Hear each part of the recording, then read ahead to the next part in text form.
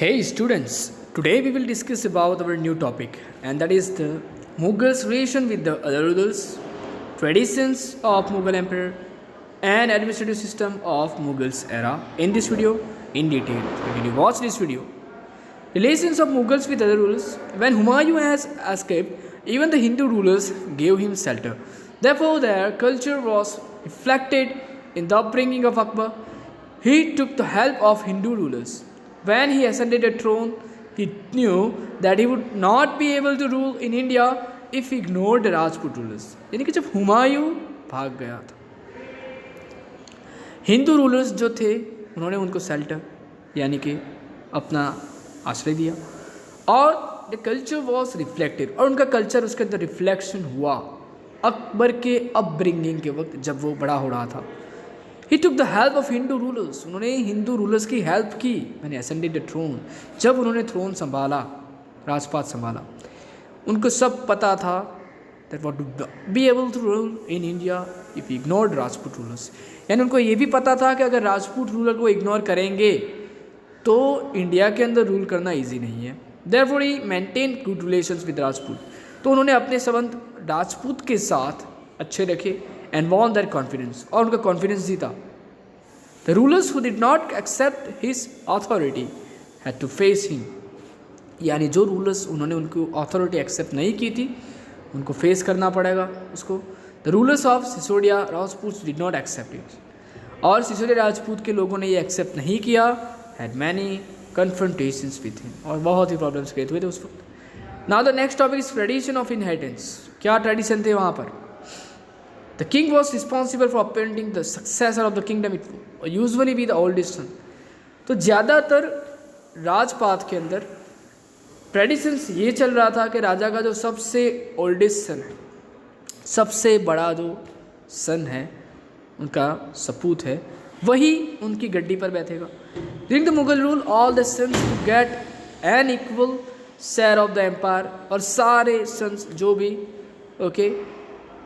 उनके सपूत होते हैं उनको एक जो शेयर है उनका हिस्सा सेम मिलेगा.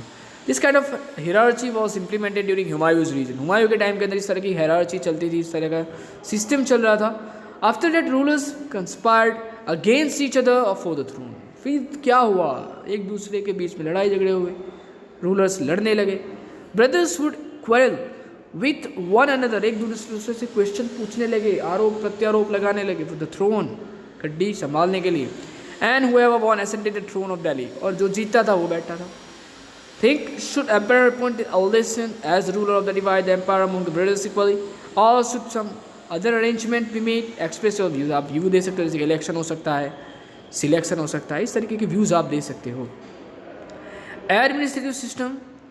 The subedari system was implemented during the Mughal period. Mughal period का सूबेदारी सिस्टम चल रही थी, इम्प्लीमेंट की गई थी. Akbar divided his kingdom into 15 sections. अलग अलग 15 विभाग में, 15 विभाग में, 15 विभाग में उनका जो भी किंगडम था, राजपाट था, सब कुछ डिवाइड कर दिया. Each section was known as suba. उनको पहले के ज़माने में सूबा बोलते थे. आप किस सूबा से आए हो, किस गांव से आए हो, किस जगह से आए हो, या फिर प्रोविंस बोला जाता था, प्रांत. द सब सेक्शन ऑफ सूबा वॉज कॉल्ड गवर्नमेंट. तो हर एक सूबा में एक एक सेक्शन होता था, विभाग होता था, उसको गवर्नमेंट बोलते थे, सरकार बोलते थे. And the sub section of the government was known as pargana यानी पारगना.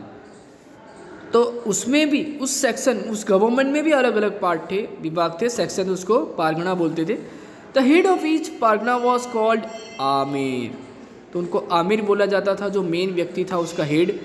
Who would collect the revenue, जो रेवेन्यू कलेक्ट करता था. There were the gram panchayat in village, यानी ग्राम पंचायत भी थी विलेज के अंदर, जिसका हेड मुखिया, जिसको हम पटेल बोलते थे, एस पटेल, चौधरी, मुकादमा, सरपंच, ऐसे अलग अलग प्रोविंस में अलग अलग नाम से बोला जाता था. पटेल भी उनमें ही है. वेरियस एग्जीक्यूटिव्स वर अपॉइंटेड. और वही सारे एग्जीक्यूटिव्स, ऑफिसर्स, अधिकारी, टंट्री, मंत्री जो बोलते हैं वो सारे वहाँ पर अपॉइंट होते रहते थे. अब थिंक में कुछ सोचना है आप. Mention the order of administrative system duly arrange from the central government to the village administrator. यानी सेंट्रल गवर्नमेंट से विलेज एडमिनिस्ट्रेटर के बीच में जो ऑर्डर एडमिनिस्ट्रेटिव था, वो सिस्टम था, वो कैसा था, कैसे अरेंज होता था, वो आपको यहाँ मेंशन करना है, लिखना है. During Akbar's reign pilgrim tax was not levied. Pilgrim tax यानी कि जो यात्री के ऊपर कर लेते थे, आप यात्रा कर रहे हो तो आपको कर देना पड़ेगा, टैक्स देना पड़ेगा, तो वो जो टैक्स है वॉज नॉट लेविड, वो नहीं लिया जाता था। There would be huge crowds in the pilgrim centre, बहुत ही आवाज़ हो रही थी पिलग्रिम सेंटर के अंदर। Akbar was considered to be the most tolerant and benevolent king among all the Mughal errors. यानी मुगल रूलर्स थे, राजा थे, उनमें अकबर सबसे ज़्यादा कंसीडर्ड किया जाता था, टॉलरेंट, सही स्नुटा के अंदर, और बिनेवलेंट, सबसे चहीता कोई राजा होगा तो अकबर है। Regularly organise religious meets in the prayer hall of Sikri, यानी सिकरी के अंदर जो प्रेयर हॉल था उसके अंदर रिलीजियस मीट्स को कहा जाता है, धार्मिक सभाएँ होती थी। It was also called the discussion hall as religious matters were discuss there, यानी वहाँ पर वो धार्मिक डिस्कशन करते हैं, बातचीत करते हैं।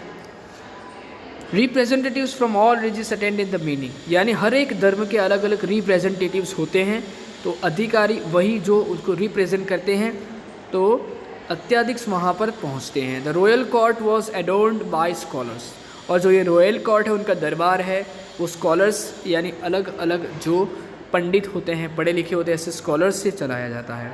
The 9 gems of Akbar's court were Todarmal, Todarmal क्या था?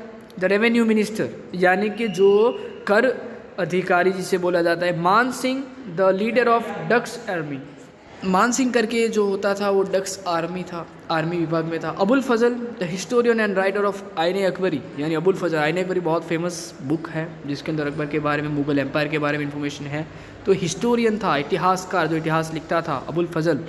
एंड अकबरनामा, यानी अकबरनामा अकबर की पूरी ऑटोबायोग्राफी है, ऑटोबायोग्राफी नहीं बोल सकते, किसी और ने लिखी है तो बायोग्राफी है।